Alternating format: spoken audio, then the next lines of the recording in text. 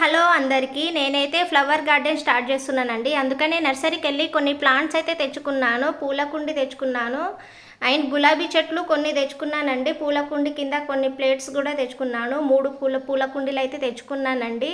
So tiles పాడవకుండా ఉండడానికే ఈ ప్లేట్స్ కూడా తెచ్చుకున్నాను. మందార చెట్టు అలాగే కొన్ని విత్తనాలు కూడా తెచ్చుకున్నాను.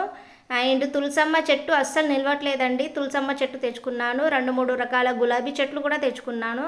సో దాంట్లో మనకు సాయిల్ ఏదైనా పర్వాలేదండి, మట్టి ఏదైనా పర్వాలేదండి. దాంట్లో మనకు ఎరువు అనేది మంచిగా ఉండాలి బలానికి.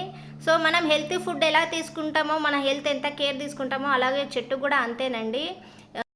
సో బాగా ఎండిన పేడ కూడా వేసుకోవాలండి. చెట్టు బాగుంటుంది. బాగా ఎండినది వేసుకోవాలి, పచ్చిగున్నది వేసుకోకూడదు, చెట్టు పాడైపోతుంది మళ్ళీ.